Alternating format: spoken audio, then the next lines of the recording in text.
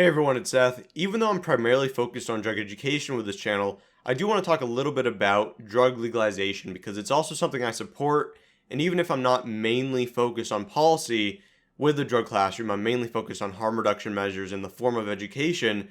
I do think that ending prohibition has a big connection to harm reduction overall because it's not truly possible for people to use drugs, at least most drugs, in a safe manner if they have to get those substances from a black market. And as a result, I come to the conclusion from a few different points of view that legalization makes the most sense.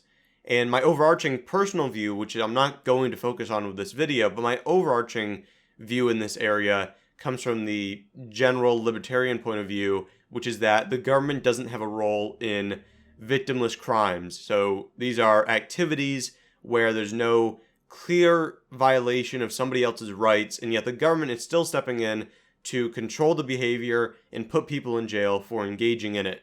And you see things like drug use, the selling of drugs, prostitution, all of these things come into this area.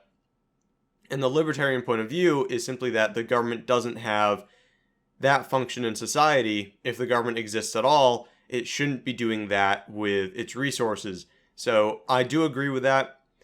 And as a result, I come to this general conclusion that all drug laws that currently exist are illegitimate and should be thrown out. I recognize that the majority of people, or at least a significant portion of people, don't actually come to the same conclusion as I do, or if they do, they're coming at it from a different point of view. A lot of people aren't focused on freedom or the legitimate functions of government when they're talking about legalization. They're instead focused on other equally or other important points of view in this area, such as comparing the legal drugs and illegal drugs, which I don't think is a great argument, but it is commonly used and it works for a lot of drugs, or more importantly, harm reduction, because it's pretty clear at this point that no matter how many laws you put in place to criminalize the behavior of drug users or the selling of drugs, you're not going to actually stop either, because there is it almost seems an innate human drive to alter what we experience in various ways through the use of drugs, and as a result, you can't just put a bunch of laws in place and get rid of that behavior.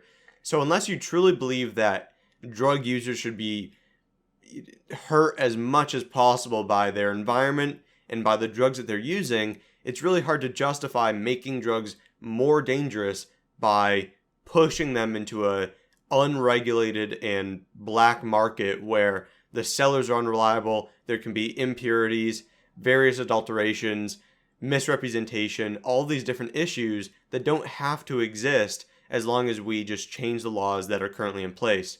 So freedom might be the point of view that I have, the reason in which I support full legalization of drugs, but harm reduction also provides a really good reason to just do away with any of the current laws that exist regarding illegal substances like heroin, meth, cannabis, LSD, MDMA, etc. And the first thing is quality. So you see things like desomorphine is a great example, and it's not mainly an issue in the US, but in Russia and some other countries surrounding Russia, desomorphine has been used, and it's also called crocodile, at least in the popular media and by some users and sellers. And the problem with desomorphine, or more specifically crocodile, is that there's so many adulterations in the drug that you maybe are getting 1 to 10% desomorphine, which is like any other opioid in that it's not inherently going to be deadly when using it. It's not going to kill you. It's not going to cause organ failure. It's not going to do any of these things when used in the right way. So all the problems that we're seeing with crocodile are actually coming from various impurities with the drug. And we see some of the same stuff with heroin, because heroin is often 20, 30, 40, 50% pure, which means that the other stuff could be benign, but it could also be very dangerous substances that are included in the mixture. And those substances may actually cause things like damage to the cardiovascular system, organ failure, may sort of begin to eat away at the flesh surrounding the injection site. All these different issues are caused by the adulterations, not by the heroin or the desomorphine. And you see this with other drugs as well. Cocaine is also notoriously impure. Methamphetamine is notoriously impure. all these different issues arise because you don't have legitimate businesses, reputable businesses selling the drugs. And the second that you add some form of reputation to the mixture, like you've seen in some areas of the darknet black markets, you do see an increase in purity and you do see some reliability begin to take hold, but it's still not anything close to what you would see in a legal market, which is what we should be pushing towards. I did mention reputation because that's one of the biggest issues with normal street selling of drugs. In that environment, unlike perhaps online where you do have some control over who you're buying from, you can see other reviews of that individual and begin to see if that's a reliable seller. In normal settings, you don't really have reliable dealers in the same way. And if you have drug deals taking place at, say, a festival or a other music event where a lot of people are using things like MDMA or LSD, this is even worse because sellers are popping up on the scene, selling the drugs and then leaving. So they don't have to be reliable or reputable in any way. They can sell whatever they want in that one environment, leave, take all the cash that they have, and they don't have to worry about the consequences for the most part unless somebody dies, and then the authorities might go after them. But even that is not particularly common. You don't see too many dealers getting arrested for the deaths or the various harms associated with misrepresentation or impure substances.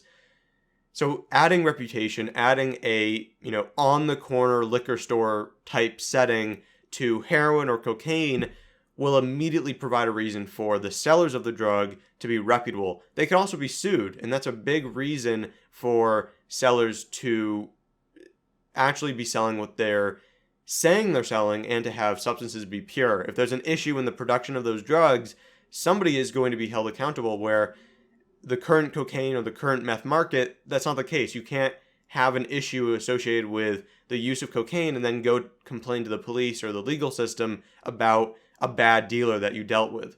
But in an ideal environment, you would be able to go after the stores and the distributors that are providing those drugs if something does go wrong. In the form of education, people are really limited in what they can currently receive in terms of good drug information, how to use drugs, what are the true safety issues with certain drugs, because in schools, I don't think that until we have legalization, there's any chance of us actually getting legitimately comprehensive, good drug education into schools, because with a legal or semi-legal activity like underage, sex, it's even controversial there to provide harm reduction measures. And in a lot of states, you don't have true harm reduction taking place. You mainly have a focus on abstinence and then brief mentions of possible harm reduction. But there's generally just a focus on the harms of the activity and not much information about how to do this activity safely, because it's clearly possible to do so.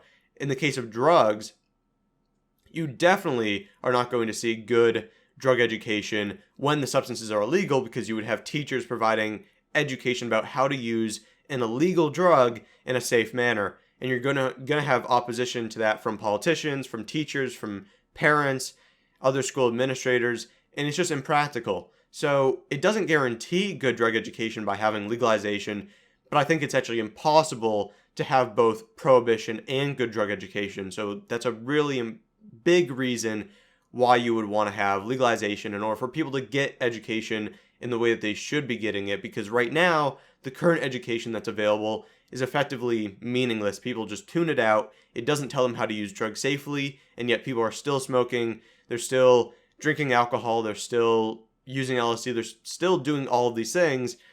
The focus on the harms is just essentially a waste of time in the eyes of most teenagers out there. The other thing is misrepresentation of drugs. And you really see this with things like, you see it with all drugs to some extent, but more recently you've seen, actually, it's been happening for a long time, but more recently things like LSD being sold, but it's actually 25I or another research chemical, or MDMA being sold, but it's actually a substituted cathinone, or PMA, which PMA has existed for a while, but it still happens to this day. The substituted cathinones are a bit more recent in their effect on the MDMA market, but it is the case that perhaps the majority, in some cases, the vast majority of the MDMA being sold is actually an entirely different substance altogether. generally a drug that will provide different effects, sometimes somewhat close to MDMA, but it's also far more dangerous than MDMA itself. You can take 3, 4, 5 times the normal amount of MDMA without death. You might still have issues, especially if you're not taking other harm reduction measures like controlling your body temperature, staying hydrated, all these different things. But it's still possible to use quite a bit of MDMA without dying, whereas it's not quite possible to do that if you take 2, 3, or 4 tablets of a substitute cathinone that might be far more dangerous than MDMA itself. And you don't, again, have this issue if you have a legal market. So you just get rid of misrepresentation entirely, and people can actually get the drug that they're looking for. To some extent, this ties into the creation of these other drugs in the first place. I do believe that even with legalization, you would still have people pushing the boundaries of drugs, and you would still have the creation of things like the N-Bohm series and other, substitute cathinones and things like that. You would still have those drugs, but people would primarily be focused on getting LSD or MDMA, drugs that have a proven safety record, because that's what people are really interested in.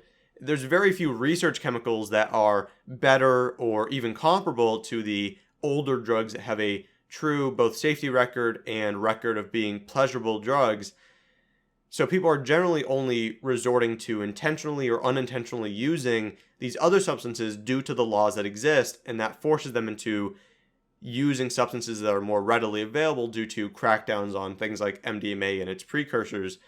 So you've actually created these markets for these other drugs and then made those markets even more dangerous than they would otherwise be in a legal setting. The last thing in terms of harm reduction that I think is really important is you see a lot of groups, which is great, that are focused on things like supervised injection sites or needle exchanges or psychedelic therapy sessions. And you see groups that are specifically focused on these individual areas.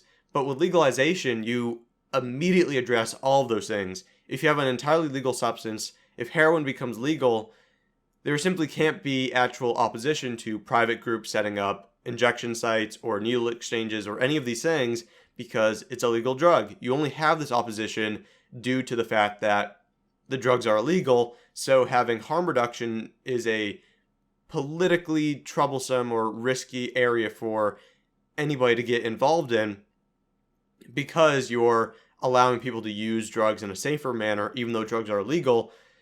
It makes sense from a harm reduction standpoint if you're focused on allowing people to use drug or to stay alive, essentially, then it makes sense to have those facilities. So you do see some politicians standing up for them, but it's difficult due to the legal nature of these things. Legalization gets rid of all of that entirely.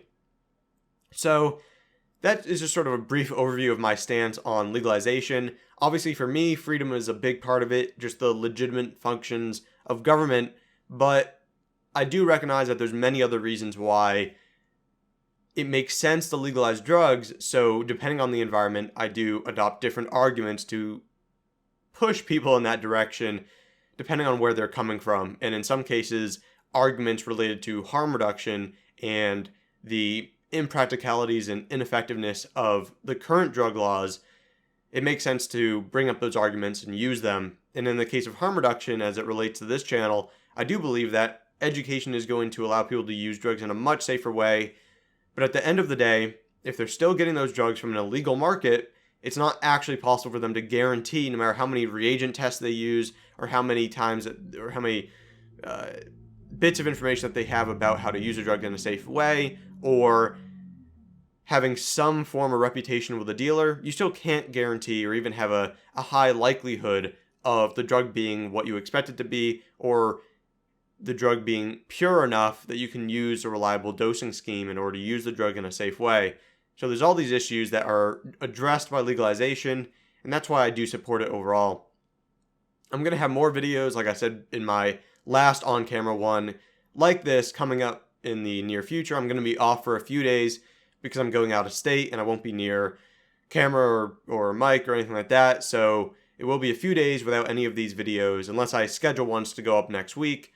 But I will be doing more of this sort of content as well as all the normal drug overviews. I'm working on quite a few right now to get them out.